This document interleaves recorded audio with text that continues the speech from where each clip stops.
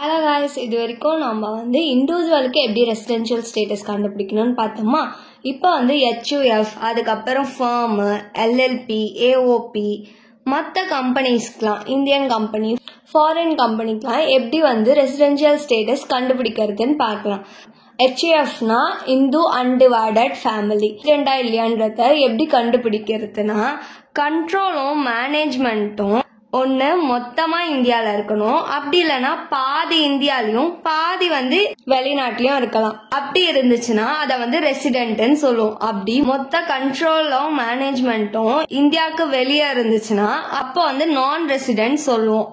இது எப்படி ordinarily resident, not ordinarily resident அப்படின்றத எப்படி கண்டுபிடிக்கிறதுனா, கர்த்தான்றவங்க யாரு, HUFோட மேனேஜரை தான் நம்ம கர்த்தான்னு சொல்லுவோமா. இந்த கர்த்தா ரெண்டு அடிஷனல் கண்டிஷனையும் சாட்டிஸ்ஃபை பண்ணலன்னா அப்போ இது நாட் ஆர்டினரிலி ரெசிடென்ட்னு சொல்லுவோம். நெக்ஸ்ட் ஃபர்ம், LLP, AOP, அதுக்கப்புறம் மற்ற கம்பெனிஸ்லாம் எப்போ ரெசிடென்ட்னு சொல்லுவோம்னா சேம் தான். மொத்த கண்ட்ரோலும் மேனேஜ்மெண்ட் மொத்தமா இந்தியால இருக்கணும். அப்படி இல்லைன்னா பாதி இந்தியாலையும் பாதி இந்தியாவுக்கு வெளியிலயும் இருந்தா ரெசிடென்ட்னு சொல்லுவோம். நான் ரெசிடென்ட்னா இதோட மொத்த கண்ட்ரோலுமே இந்தியாவுக்கு வெளியே இருக்கும்.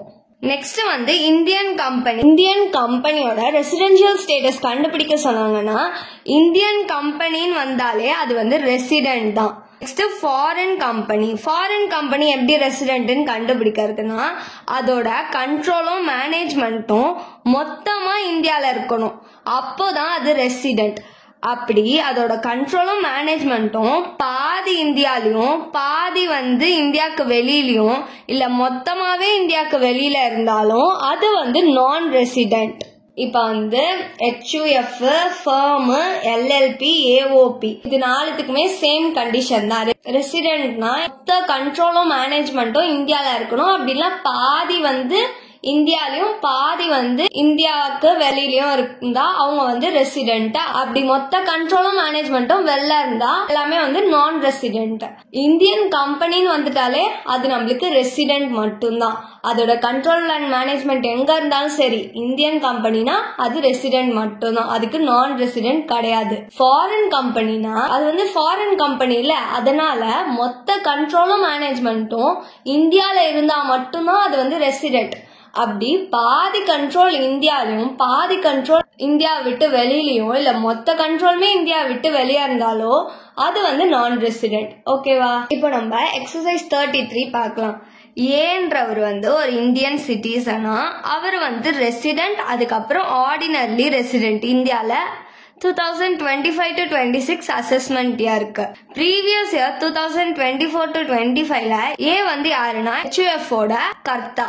அவர் தான் மேனேஜ் பண்ணுவாரு HUFோட அஃபேர்ஸ் எல்லாத்தையும். அதை எப்படி மேனேஜ் பண்ணிருக்காங்கன்னா, பாதி இந்தியால இருந்தோம் பாதி USA இருந்தோம் மேனேஜ் பண்ணிருக்காங்க. சோ இப்போ அவங்க என்ன கேக்குறாங்கன்னா, HUFோட ரெசிடென்ஷியல் ஸ்டேட்டஸ் 2025 to 26 அசஸ்மெண்ட் இயருக்கு என்னதுன்னு கேக்குறாங்க. HUF ரெசிடென்டா இல்லையான்றத எப்படி கண்டுபிடிப்போம்? கண்ட்ரோலும் மேனேஜ்மெண்ட்டும் மொத்தமா இந்தியால இருக்கணும். அப்படி இல்லைன்னா பாதி இந்தியாலையும் பாதி இந்தியாவுக்கு வெளியும் இருந்தா அதை நம்ம ரெசிடென்ட்னு சொல்லுவோமா. அப்போ இங்க என்ன கொஸ்டின்ல கொடுத்திருக்காங்க நம்மளுக்கு, இது மாதிரி பாதி இந்தியால மேனேஜ் பண்ணாங்க, பாதி USAல மேனேஜ் பண்ணாங்கன்னு இருக்கா. அப்போ HUFோட ரெசிடென்ஷியல் ஸ்டேட்டஸ் என்னது? ரெசிடென்ட். அதுக்கப்புறம் ஆர்டினர்லி ரெசிடென்ட். ஏன்னா HUF மேனேஜ் பண்ண கர்த்தா ரெசிடென்ட், அதுக்கப்புறம் ஆர்டினர்லி ரெசிடென்டா இருக்காரு. அப்போ அடிஷனல் கண்டிஷன் ரெண்டுத்தையுமே அவர் சாட்டிஸ்ஃபை பண்ணிருக்காரு. அதனால இந்த HUF ordinarily resident 2025 to 26 assessment இயருக்கு. எதனாலனா பாதி இந்தியால மேனேஜ் பண்ணிருக்காங்க, அதுக்கப்புறம் பாதி USAல மேனேஜ் பண்ணிருக்காங்க. இப்போ நம்ம எக்ஸசைஸ் 34 தான் பார்க்க போறோம். அருள்ன்றவர் ஆர்டினரிலி ரெசிடென்ட் தான் இந்தியால பாஸ்ட் 10 இயர்ஸா. அவர் தான் HUFோட கர்த்தா. இந்த HUF மொத்தமா சிங்கப்பூர்ல இருந்து கண்ட்ரோல் பண்ணப்படுதான் ப்ரீவியஸ் இயர் 2024 to 25ல. இப்போ HUFோட ரெசிடென்ஷியல் ஸ்டேட்டஸ் என்ன அசஸ்மெண்ட் இயர் 2025 to 26க்குன்னு கேட்டிருக்காங்க. அதுக்கப்புறமா அருள்ன்றவர் இருக்காருல்ல, இவர் வந்து ரெசிடென்ட் ஆனா நாட் ஆர்டினரிலி ரெசிடென்டா. இது வந்து HUF ரெசிடென்ஷியல் ஸ்டேட்டஸ்ல ஏதாச்சும் டிஃபரன்ஸா கொண்டு வருமான்னு கேக்குறாங்க. கொஸ்டின்ல என்ன கொடுத்திருக்காங்க, HUF மொத்தமா எங்க வந்து மேனேஜ் பண்ணிருக்காங்கன்னா சிங்கப்பூர்ல மேனேஜ் பண்ணிருக்காங்க. சிங்கப்பூர்ன்றது அதர் கண்ட்ரி தானே, நம்ம இந்தியா இல்ல.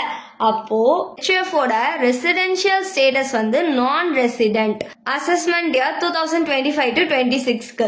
ஏன்னா அதோட கண்ட்ரோலும் மேனேஜ்மெண்ட்டும் மொத்தமா இந்தியா விட்டு வெளியே இருந்ததுனால. நெக்ஸ்ட் என்ன கொஸ்டின் கேட்டிருந்தாங்க, அருள் வந்து ரெசிடென்ட் ஆனா நாட் ஆர்டினரிலி ரெசிடென்ட் அப்படின்னு கொடுத்திருந்தாங்களா. இது வந்து HUF ஓட ரெசிடென்ஷியல் ஸ்டேட்டஸ்ல ஏதாச்சும் மாற்றத்தை கொண்டு வருமான்னு கேட்டிருந்தாங்க. HUF வந்து நான் ரெசிடென்டா தான் இருக்கும். கர்த்தாவோட ஸ்டேட்டஸ்னால HUF ஓட ரெசிடென்ஷியல் ஸ்டேட்டஸ்ன்றது வந்து மாறாது. ஏன்னா அதோட கண்ட்ரோல் வந்து எங்க இருக்கா, விட்டு வெளியே இருக்கிறதுனால. இப்போ எக்ஸசைஸ் 35 பார்க்கலாம்.